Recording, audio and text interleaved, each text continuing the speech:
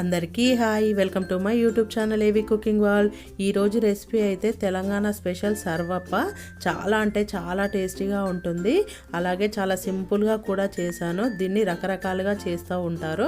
నేను ఎలా చేశాను అనేది అయితే చూపిస్తాను. వీడియోని అయితే స్కిప్ చేయకండి, చిన్న చిన్న టిప్స్ మిస్ అవుతారు. అలాగే చాలా అంటే చాలా సింపుల్గా చాలా టేస్టీగా కూడా వచ్చింది. చేసుకోవడం కూడా చాలా సింపుల్గా ఉంది. రెసిపీలోకి వెళ్ళిపోదాం. ముందుగా నేనైతే ఉల్లాకులను తీసుకొని ఇలా ముక్కలుగా కట్ చేసుకున్నాను. మీరు మీ అప్పల క్వాంటిటీకి తగ్గట్టుగా తీసేసుకోండి. నేనైతే ఒక 4 ఉల్లి ఆకులను తీసుకొని ఇలా కట్ చేసుకున్నాను. 4 కట్టల్ని కట్ చేసుకొని దీంట్లో అయితే బియ్యం పిండిని ఇలా జల్లించుకుంటున్నాను. జల్లించుకుంటే దాంట్లో ఏమన్నా చిన్న చిన్న ముక్కలు లాంటివి ఏమన్నా ఉన్నా కానీ పోతాయి. సో అందుకే ఇలా అయితే జల్లించుకొని వేసుకుంటున్నాను. దీంట్లో ఇంకా వేరే ఏ పిండి వేయాల్సిన అవసరం లేదు, ఈ బియ్యం పిండితోటే అవుతుంది. ఈ ఉల్లాకుల్లో ఇలా బియ్యం పిండి జల్లించుకొని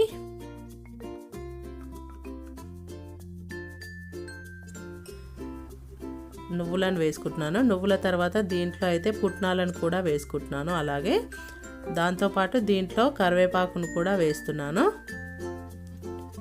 ఇలా తుంచి వేసుకోండి. ఈ కరివేపాకు అనేది ఎక్కువగానే ఉంటే బాగుంటుంది ఈ సర్వప్పలో. సో ఇలా వేసేసుకొని మీకు కావాలంటే నానబెట్టిన శనగపప్పుని పెసరపప్పును కూడా వేసేసుకోవచ్చు. దీంట్లో కొంచెం కొత్తిమీరని వేస్తున్నాను. ఇలా వేసేసుకొని టేస్ట్కి సరిపడా కారం వేసుకుంటున్నాను. మీరు మీ టేస్ట్కి తగ్గట్టుగా వేసేసుకోండి. అలాగే దీంట్లో టేస్ట్ కోసం ఉప్పు వేస్తున్నాను.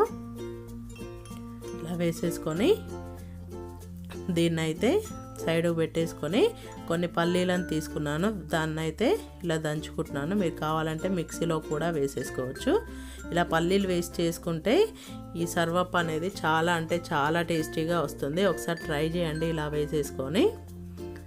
సో మీకు ఉల్లి ఆకులు ఇష్టం లేకుంటే ఉల్లాకులను స్కిప్ చేసి ఉల్లిగడ్డ వేసుకొని కూడా చేసేసుకోవచ్చు ఈ సర్వప్పని. సో నేనైతే ఇలా ఉల్లి ఆకులతో చూపిస్తున్నాను, మీకు అవసరం లేకుంటే స్కిప్ చేయండి. ఇప్పుడు దీన్ని అంతా ఇలా ఒకసారి అయితే కలిపేసుకోవాలి. ఇలా పూర్తిగా కలిసేలాగా కలిపేసుకోవాలి చూపిస్తున్న విధంగా. సో ఇలా కలిపేసుకున్న తర్వాత దీంట్లో అయితే కొంచెం కొంచెంగా వాటర్ వేసుకుంటూ గట్టిగా అయితే పిండిని కలిపేసుకోవాలి. మరీ సాఫ్ట్గా ఉంటే గిన్నెలకి అతుక్కుపోతుంది. సో కాబట్టి కొంచెం గట్టిగానే కలిపేసుకోండి. సో మీకు ఇంకేమన్నా కావాలంటే దీంట్లో యాడ్ కూడా చేసేసుకోవచ్చు ఇంగ్రీడియంట్స్. ఎల్లిపాయ అయినా అల్లం పేస్ట్ అయినా ఏదైనా కానీ మీరు మీ టేస్ట్కి తగ్గట్టుగా చేంజ్ చేసుకొని ఇంగ్రీడియంట్స్ వేసుకొని చేసేసుకోవచ్చు. పిండిని అయితే ఇలా గట్టిగా కలిపి సైడ్కి అయితే పెట్టేసుకుంటున్నాను. ఇలా పెట్టేసుకున్న తర్వాత నేనైతే ఒక నాన్ స్టిక్ ప్యాన్ని తీసుకున్నాను. మీకు కావాలంటే అల్యూమినియం దాంట్లో అయినా లేదంటే పెనం మీద అయినా పెట్టి చేసేసుకోవచ్చు. ఇలా వేసేసుకొని కొంచెం అయితే ఆయిల్ వేసేసుకున్నాను. ఆయిల్ వేసేసుకొని మొత్తం అంతా స్ప్రెడ్ చేసేసుకోవాలి. ఇలా స్ప్రెడ్ చేసేసుకొని ఒక చిన్న కొబ్బరికాయ అంత సైజు పిండిని తీసేసుకొని ఇలా చూపిస్తున్న విధంగా చేసేసుకోండి. చేసేసుకొని ఆ నాన్ స్టిక్ ప్యాన్లో పెట్టి ఇట్లా మందంగా ఒత్తేసుకోవడమే. మీకు పల్చగా కావాలంటే పల్చగా కూడా ఒత్తేసుకోవచ్చు. సో ఈ అప్పలకైతే ఈ సర్వప్పకైతే ఆయిల్ అనేది తక్కువగా పడుతుంది. ఇంకా టేస్ట్ కూడా చాలా అంటే చాలా బాగా వస్తుంది. ఇలా చేసేసుకొని మనం ఒక 4-5 రోజులు స్టోర్ కూడా చేసేసుకోవచ్చు. వీటిని చాలా అంటే చాలా బాగుంటాయి. ఉల్లిగడ్డ వేసుకోకుండా చేసేసుకుంటే 4-5 రోజుల వరకు స్టోర్ కూడా ఉంటాయి, ఎలాంటి స్మెల్ రాకుండా. ఇలా చేసేసుకొని ఇలా చిన్న చిన్న హోల్స్ అయితే పెట్టేసుకున్నాను.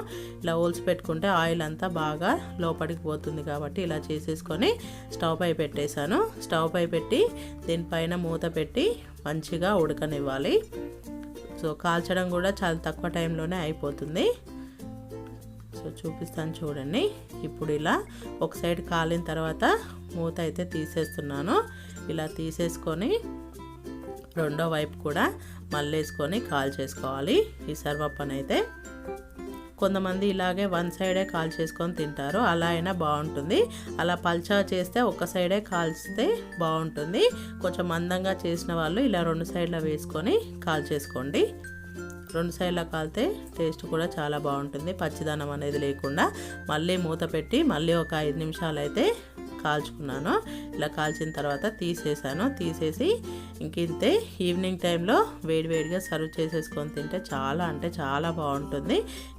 ఎంత పిండి అయితే తీసుకున్నానో అంత పిండిని ఇలాగే చేసేసుకున్నాను. ఇంట్లో వాళ్ళకు కూడా చాలా బాగా నచ్చుతుంది. ఉల్లాకులు వేసుకొని చేసుకోవడం వల్ల హెల్తీగా కూడా ఉంటుంది. సో ఒక్కసారి అయితే ఇలా ట్రై చేయండి. నేను చెప్పిన విధంగా చాలా అంటే చాలా టేస్టీగా వచ్చింది. అలాగే చాలా సింపుల్గా కూడా ఉంటుంది. ఇంకింతే. ఈ వీడియో కనుక మీకు నచ్చినట్టయితే ఈ వీడియోకి లైక్ చేసి నా ఛానల్ని అయితే సబ్స్క్రైబ్ చేసుకోండి. ఇలాంటి టేస్టీ అండ్ ఈజీ రెసిపీస్ని నా వేలో ఎలా చేయాలనేది చేసి చూపిస్తాను. Thanks for watching. Please do subscribe my channel.